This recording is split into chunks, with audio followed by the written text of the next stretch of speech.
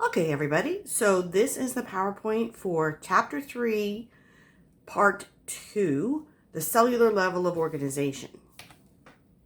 So we have kind of been introducing all the parts of the cell, and now we're going to kind of focus in on how do things get in and out of the cell, and how do we move them around within the cell. So this process is called cellular transport. So what divides the cell from the rest of the environment is called the plasma membrane. Now, this membrane can't be a solid wall because it has to let nutrients in and it has to let products that the cell's making and waste that the cell needs to get rid of out. And so the ability for things to pass through a barrier is called permeability. Permeability determines what gets to come in and out.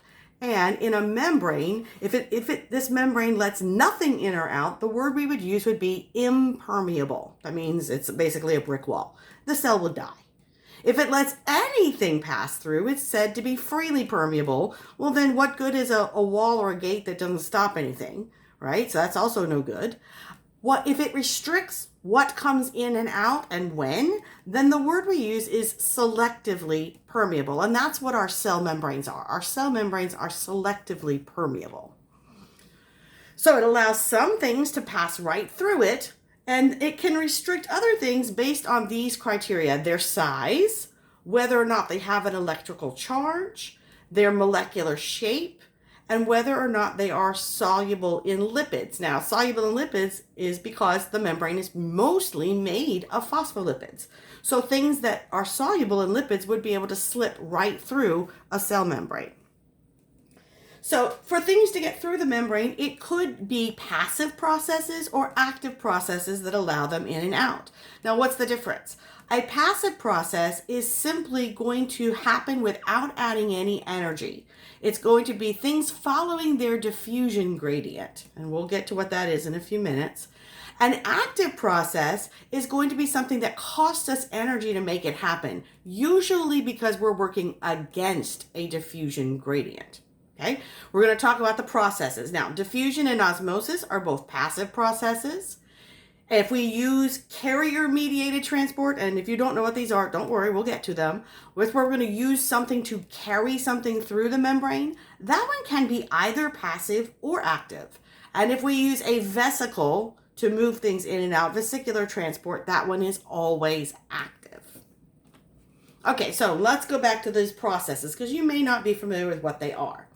So let me describe these all. Okay, so if we were in class right now, you guys would have the fortune or misfortune, I'm not sure which, to watch me dance, okay? So you don't know really what I look like, but I'm kind of chubby. And when I start to talk about diffusion, I talk about how every molecule has a certain vibrational energy. Because of the electrons zipping around the atoms, there is going to be a little bit of movement or wiggle to every molecule, and we call that Brownian motion. Now, if you have several molecules that are wiggling around each other, occasionally two or more of these molecules are going to bump into each other. And because of Newton's law of physics, every action has an equal and opposite reaction. When two things bump into each other, they ricochet away from each other. Okay? Everybody with me so far? So everything is made of molecules. Each of those molecules starts to vibrate because of its electrons running around. And if two molecules that are vibrating and wiggling touch each other, they bounce off. Okay? And this happens without us burning any energy. So what does this mean? Well, if I have a whole lot of molecules in a very small space, they are going to be bumping off of each other a lot. And if I suddenly give them more space, then when they bump, they're going to spread out more. And the more times they bump and spread, the less crowded they're going to become. Okay? Is everybody with me so far? That is the process of diffusion. Diffusion is if I have a whole bunch of molecules in a highly concentrated group, so they have a high concentration, and then I suddenly give them access to an area where they're not as crowded and has a lower concentration, just from their natural Brownian motion and ricochet movements, they will collide with each other and they will begin to spread out more and more and more. Okay, that would be going from an area of high concentration to lower concentration, and that is what diffusion is. Simply spreading molecules out. All things will do this. We don't have to tell them to do it. It just naturally happens. Here's another example. Imagine we were in the room, in the classroom, and I sprayed a bit of air freshener. I sprayed a little bit of Febreze at the front of the room. Now, when the Febreze was in the can, it was very highly concentrated with lots of molecules jammed into a can.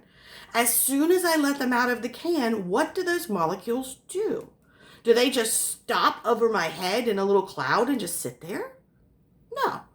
They start ricocheting off of each other and they start to spread out. Now, the more they spread out, the less you're going to smell them, right? Because they're going to become less and less concentrated. So if I was doing this in a classroom full of people and I sprayed the air freshener, the first row would start to choke because they would get the strongest dose of air freshener. But as the molecules ricocheted and went around and spread out and took up the whole room, because that's now our new amount of limited space, the people in the back are going to smell the air freshener, but it won't be as concentrated. Now, these molecules never stop moving. So once they get spread out, it's not like they go, cool, I've got space now, freeze. No, they continue to vibrate and move around, but they don't find each other to bump as often. And the funny thing is, they're all moving randomly. So let's say some of them move to the front of the room, well, more of them will move to the back of the room. And it kind of evens out. And we reach this place called equilibrium. So while we have a difference in concentration, like they're in the can, and then we have the space out of the can, we have what's called a concentration gradient. There is two areas. One has a high concentration, and the other one has a low concentration. That makes a gradient between the two spaces.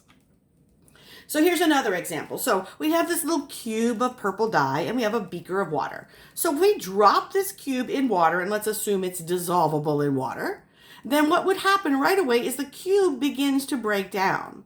And the dye molecules at first are very highly concentrated just outside the cube, but they don't stay there. They start to ricochet amongst the water molecules, and you see the colors start to move. And then eventually over time, the dye molecules and the water molecules have become equally distributed throughout the water. And so we don't see any more changes because we have reached equilibrium. And so every time a dye molecule moves, a water molecule moves. So we don't really see a color change. Okay, so this again happens anytime you have two spaces with a difference in concentration. Things that influence diffusion, since it's based on Brownian motion and wiggles, then the things that influence how fast diffusion happens, okay? How far does the particle have to go? Right? If it only has to go a short distance, it can diffuse rather quickly. How big is it? The smaller a molecule is, then its vibrational energy makes it wiggle faster. Larger molecules, although they do wiggle, they wiggle much slower. And again, you're missing a great visual of me like wiggling all over the classroom. Okay, maybe it's not so great. Okay, temperature. When you increase the temperature, you actually increase the energy in each molecule. And so they're going to wiggle faster. And if they're wiggling faster, guess what? They're going to diffuse faster because they're going to ricochet faster. If it is a steeper concentration gradient, if I have a lot of something in one space and none of it in the other space, and I suddenly open it up and let them spread out, they're going to move much faster. The steeper the gradient, the faster the diffusion happens. And finally, there might be something else that's drawing the molecules into the space besides just concentration. For example, let's imagine another thing. Let's imagine I have a big concentration of positive charges locked into a small space. And then I open up a door for those positive charges to leave, and outside of the door, I put a negative charge. Well, not only are those positive charges going to be leaving through the door because they're bumping into each other and they're trying to spread out, but they're actually being drawn to the negative charge because opposite charges attract, right? So there's two reasons to pull the molecules away from the highly concentrated space and into the less concentrated space. So if there's another factor, that could also increase the speed of diffusion. Okay, so we are going to use diffusion across our plasma membrane, our cell membrane. Now, the thing is, there's simple diffusion, which means that, guess what? Whatever we're trying to let diffuse, the membrane doesn't stop it. It's lipid-soluble, or it's really tiny, and it can simply walk through or diffuse through the membrane. This is going to be true for things like alcohols, fatty acids, and steroids. It's also going to be true for dissolved gases like oxygen and CO2, and it's going to be true for some water. Okay, I know that sounds really weird since the plasma membrane is water hating in the center. Somehow water molecules, little water molecules, can still just kind of slip through it. Okay, that would be simple diffusion because all we're going to do is allow things to move from a high concentration to a low concentration through the cell membrane with no barrier. They're following their concentration gradients. Now, some things can't just slip through the wall. But if we had a tunnel through the cell membrane and then suddenly let them go where they wanted to go by diffusion, they're not going to have to use any more energy, but now they have a means to get in and out through the two different spaces. So let's think about something that's really concentrated inside the cell, and then we put a tunnel through the cell membrane for that one item. And if it's a lot of it in the cell and suddenly I put a tunnel to the outside, where is that thing going to diffuse? It's going to go from in the cell to out of the cell. Okay, so that tunnel, it just provides like a doorway. That would be what we call channel-mediated diffusion. So a tunnel through the membrane, it's usually made of proteins, so that things that normally can't get through the lipid bilayer don't have to touch the lipid bilayer. They get a little protein-based tube. And it will only let one type of thing through the tunnel. So if it is a sodium channel, it will only let sodium ions through the tunnel. It wouldn't let any other ions through. They're very specific. So these are affected by their size, by their charge, and by their interaction with the channel walls. And like I said, most channels are made of proteins. Now, they're still following the law of diffusion. They're going to go from where they're more crowded to where they're less crowded, from highly concentrated to lower concentration. So here's an example. This is an image from our textbook. And of course, the red balls and the little tails represent our phospholipid bilayer. And here are two different protein channels. Okay, you can see they kind of cut it in half so you can see where the hole is in the middle. This is one giant protein structure with a hole through the middle. Now, some things, like lipid-soluble molecules, don't need the tunnel. They can just pass right through the lipid membrane. And they will go from highly concentrated to lower concentration until they're evenly distributed on both sides of the membrane. They reach equilibrium. Things that can't pass through the membrane might need a channel. And so over here, I have different items here that are passing through this channel. These little orange balls and this one green ball. These are small water-soluble molecules and ions that go through channels, and this is how they travel.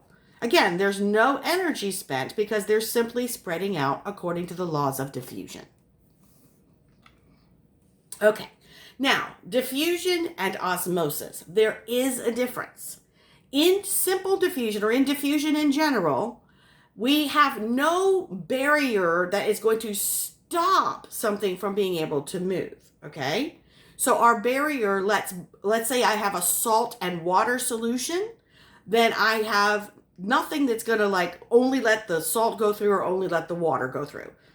If we are going to stop one from moving but let the other move, then we are going to, especially if that thing that's moving is water, we are going to change processes. It's not going to be called diffusion anymore. We're going to call it osmosis. So the definition of osmosis is diffusion of water, so it's going to follow the laws of diffusion, across a selectively permeable membrane where water molecules can go through the membrane, but the other things in the solution can't. The solutes can't. Okay? So water can go through the membrane and spread itself out from higher concentration to an area of lower concentration until it's equally distributed, but things that were dissolved in the water can't pass through. Okay, so here is an example. So we have this funky tube and we have this selectively permeable membrane in the bottom. Now, if we didn't have this membrane in the bottom and I had a higher concentration of something over here and a lower concentration over here. Let's say I had 20% salt in A and 10% salt in B. So if it's 20% salt in the water, that makes it what? 20% salt would be 80% water. And B would have 10% salt, so that means it is 90% water. Everybody still with me? You might have to rewind it and listen to what I say, okay? So I have two different saltwater solutions, and I'm going to put them together. On the right, I have 20% salt and 80% water. And on this side, so it's left, right. On the right, I have in B, 10% salt and 90% water. Now, if I did not have a membrane blocking them, what would normally happen? Well, salt would go from where it's more concentrated to where it's less concentrated. So it would go from the 20% side A, and it would move over and start spreading out into the 10% side B. Does that make sense to everybody? We would go from 20%, that's a higher concentration than 10%. So the salt molecules would spread themselves out throughout B. Now, if you go halfway between 10 and 20, what do you end up at? 15%. So after time, if there's no barrier, the salt would distribute itself on both sides until it's 15% concentrated in both tubes. Water at the same time would also be diffusing. Over here I have 80% water, and in B I had 90% water, so which way would the water be moving? The water would be trying to spread itself out into A. And again, water would be moving from B to A, salt would be moving from A to B until it's spread out evenly, and we have 85% salt, or 85% water and 15% salt in the whole tube. That's simple diffusion, okay? If we let them both move. And you can kind of see that over here. It looks like this time A is a lot less salt than B. See, A is, in this image, the purple ones are the salt and the blue dots are the water. So looking at this, it looks like you can see that B has a lot more purple dots in it than A does. And if we did not have this barrier, over time, those purple dots would just spread out, and the blue dots, which we have more dots over here, would spread out onto this side until everything would be even. Okay, that's diffusion. But we're talking about osmosis. In osmosis, we put this barrier up that doesn't let these big salt molecules pass. It only lets water through. So there's a lot more water in A than in B, right? Because there's a lot more salt in B. So the water would be drawn from the A side of the tube through the membrane to try to spread out to the B side of the tube. And that's what we see on this side. And what happens when the water moves, it actually changes the level of the water in the tube. Now, as long as you got an open tube, that's not a problem. But let's say this was a cell membrane and we only have a limited volume that the cell can hold. If a bunch of water comes rushing in and that cell can't hold it, the cell will explode. This is why this is relevant to our biology, okay? So in osmosis, we have water following the process of diffusion through a membrane that only lets water through. And so the volume of the water will change based on it redistributing itself, trying to equalize the concentration. So what we call this, the amount of salt in a solution that draws water over, is its osmolarity, its osmotic concentration, the total solute concentration in a solution. We can also see the word tonicity. Tonicity describes how the solution affects a cell. So tonicity is talking about the concentration of salt in the cell compared to outside the cell. The prefix iso means same, and tonos means tension. So in an isotonic solution, that means that the salt and water concentrations are equal inside the cell and outside the cell. So we don't get a big change in where the water's going. We get an equal amount of water coming in and out of the cell, no change. That's isotonic solution. In a hypotonic solution, this is the solution outside of the cell, the prefix hypo means less than, okay? So in a hypotonic solution, there is less solute concentration in the solution that's outside the cell than in the cell. So if there's lower solute, what's there more of? The solvent, which in this case is water. So a hypotonic solution would have a higher water concentration than inside the cell. So which way would water move? Well, it goes from a higher concentration to a lower concentration. If the water is higher outside the cell than inside, if you put the cell in this solution, water is going to come into the cell through osmosis. Hypertonic solution. Hyper means above or more than. So if the solution outside the cell has more solute, and we're going to use salt as our solute just to kind of make it easy, it has a higher salt concentration in the water outside the cell than inside the cell, and only the water can move. Now the water is going to leave the inside of the cell and go out to go to where the higher salt is, right? So the water in the cell would actually go away and the cell would shrink. So a cell in an isotonic solution stays the same size and shape because we have equal movement of water into and out of the cell. A cell in a hypotonic solution, the water leaves the outer solution and goes into the cell, so the cell gains water and the cell may rupture or lyse. And if it's a blood cell, we call this process hemolysis. If we put a cell in a hypertonic solution, an extra salty solution, then the water from inside the cell leaves and the cell loses water and the cell shrinks. This process is called crenation. Okay, so here is an actual photomicrograph of a red blood cell, and here's a cartoony version of what happens when we put in each solution. So, isotonic solution, we have an equal amount of salt in and out of the cell, so the water goes in and out of the cell at an even rate, and the cell stays very happy. In a hypotonic solution, there's more water outside the cell and more salt inside the cell. And so the water enters the cell to try to dilute the salt. And look at this. They caught this photo of a red blood cell right before it explodes. Water rushes into the cell, swells the cell up, and then pop, it's going to break. Do you think that red blood cell would work very well at transporting oxygen once it's exploded? Obviously, the answer is no. Okay, how about this one? We dropped a red blood cell into an extremely salty solution, and all the water leaves the inside of the red blood cell, and it's like the Wicked Witch of the West. It's going, I'm melting! And it's shrinking up. And now it can no longer transport oxygen because it is crenated. Okay, crenation, shriveling. Okay, so what's our takeaway here? We have to keep our cells in an isotonic solution. So in our bloodstream, we must have our salt and water concentration in the plasma part of blood equal to the salt and water concentration in the cells. Okay, we're going to come to that later. All right. Next, I mentioned carrier-mediated transport. So what this is a cool protein that goes through the membrane that is able to change shape.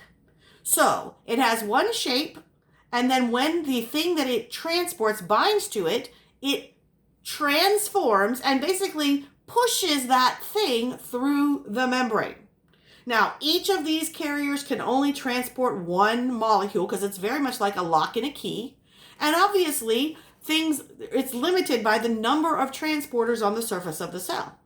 If we were all in the classroom and I said class dismissed and there are 65 of us in the room and there's only one door out, no matter how badly all of you want to get out of my class, there's still going to be a rate limit as to how many people can fit through the door at a time.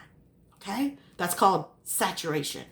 So, the number of transport proteins limits the number of the substrate, that's what we call the thing that it brings across, that it can transport at a time. And finally, we control carrier-mediated transport. We don't always let it happen. So we might use a hormone, or we may use a second messenger system to tell it when it can transport. Okay, so there's two kinds of carrier-mediated transport. Now again, if we just let it follow its diffusion gradient and we're just giving it a means through the door, it will not cost us energy. That would be a passive form of carrier-mediated transport. But we can also do something cool where we're actually going against a concentration gradient. So let's say I am a cell who wants to absorb nutrients. Okay, let's pick a nutrient. Let's say calcium. And I'm in your digestive system and there's lots of calcium passing by. Some of the calcium is going to enter the cell by diffusion. But what if I want more of it? And I've already got some calcium. well, then I might need a way to start pumping the calcium, even though I've already got a lot and the concentration of calcium inside the cell is already going up. I want more. So I might need to go against a concentration gradient, which is kind of like, let's go back to our air freshener example. Active transport, which costs us energy, it would be like after I squirted out all that Febreze out of the can, I had to run around the room and gather the air freshener molecules back up and shove them back into the can. That would take a lot of work, didn't it? Letting them out of the can took no work. They spread around the room just by ricochet. But if I want to put them back in the can and go against the way that they want to spread out, it costs energy. So sometimes we're going to use carrier-mediated transport to actually bring things and collect them inside the cell. Okay, now there's different kinds of carrier-mediated transport. This is when we're carrying two things. We have Symport, and these are two things that we're moving in the same direction. We're either bringing them both into the cell or we're putting them both out of the cell. Okay, so they're traveling together, cotransport. Or there is Antiport. So that means I'm bringing one into the cell while I'm pushing one out of the cell. That is called countertransport. One substance moves in while another moves out. Okay, there's also facilitated diffusion. Now this is the one where I said where we basically just give it a door. This is for things that are really too big to fit through a channel, but we're going to let them follow their concentration gradient. So a molecule binds to a receptor on the carrier protein, the protein changes shape, and the molecule goes to the other side. It will go from highly concentrated area to lower concentrated area, which is why this is a passive process. Okay? That's facilitated diffusion. Notice we still use the word diffusion because it doesn't cost us any energy. So here's an example of facilitated diffusion. This is a glucose carrier protein. So when it is closed on the inside, it's got a little spot for a glucose to bind, and there's lots of glucose outside the cell here. And here comes this glucose. Once the glucose gets into the little spot, this protein does a flip, and it opens at the bottom and closes the top. And now that glucose gets spit onto the inside of the cell. Now notice there's still more glucose out here and less in here, so it's still following a concentration gradient. Didn't cost me any energy. It just has a spring trigger. As soon as that glucose binds, the protein shape flips and pushes the glucose into the cell. That's facilitated diffusion. Active transport's when we're doing the opposite. We're collecting something. We're going against a concentration gradient. It will always require energy, most often ATP, and it will involve a pump usually. Just like if you want to move water against gravity, you have to use a pump. If you want to move ions against a concentration gradient, you have to use a pump. And so we have ion pumps that can move ions like sodium, potassium, calcium, and magnesium. And sometimes they are a cotransporter, a countertransporter, an antiporter, an exchange pump. Move two ions in opposite directions at the same time. So when we do that, we are going to have two kinds of transport again. We have primary active transport, where we're going to use ATP to pump solutes against a concentration gradient. And the best example of this we're going to see in our bodies is something called the sodium-potassium exchange pump. So this is on the membrane of nearly every cell. And what it does is it burns ATP, and it will pump in 2 potassium ions as it pumps out 3 sodium ions. So 3 and 2. Now, both potassium and sodium, here's potassium, are positive ions. But running this pump does some really weird things. If I gave you $2 and then said, now give me $3, and you only had $2, you would be negative $1, right? And I said, cool, here's $2, now give me $3. Now you're already negative 1, now you're negative 2, right? So if we keep doing this exchange where we push out 3 positive charges, but only let back in 2 positive charges, what happens to the environment inside the cell? We're giving away positive charges. It's not balanced anymore. So it's going to become negatively charged.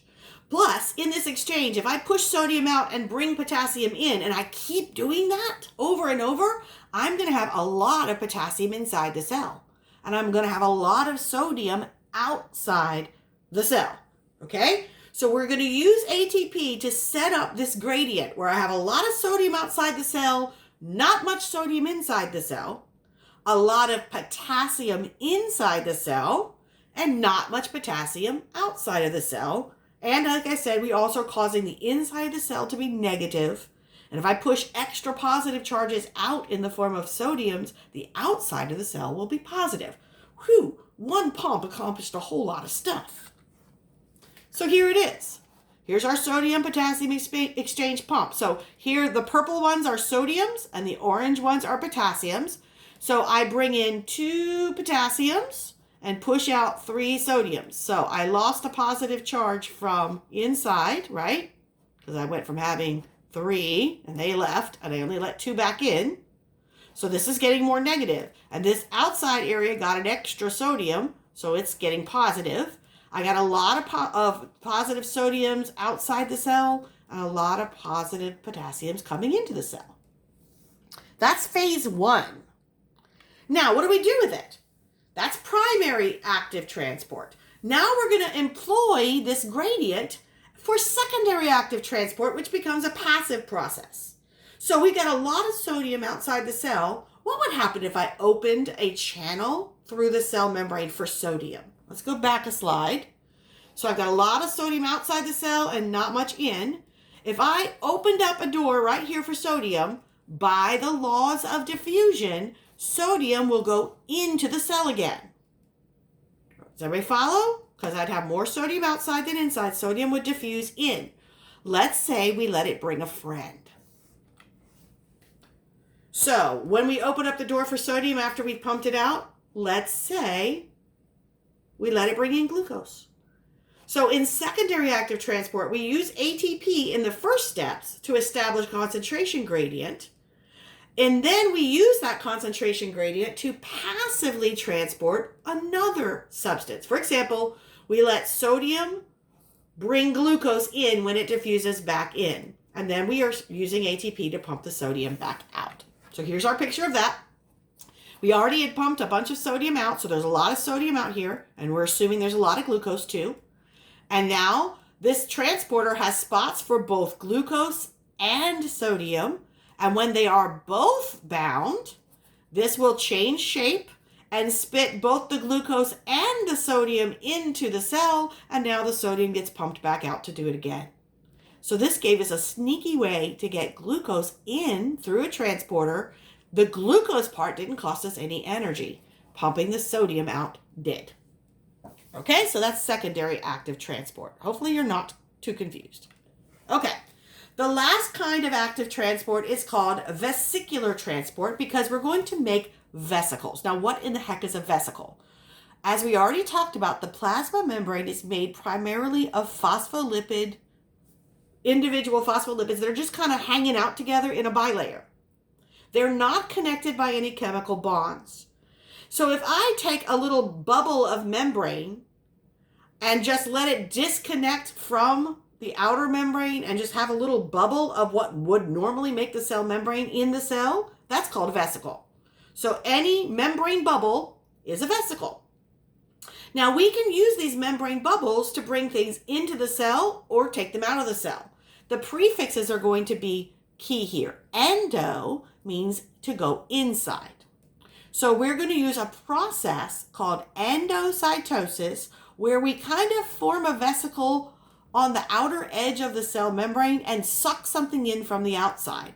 Put it in the bubble and then bring the bubble into the cell. Okay? Now there are 3 types of endocytosis processes. There's receptor-mediated endocytosis, and notice I said you don't need to learn this one. Okay? It's in your book, but you can ignore it.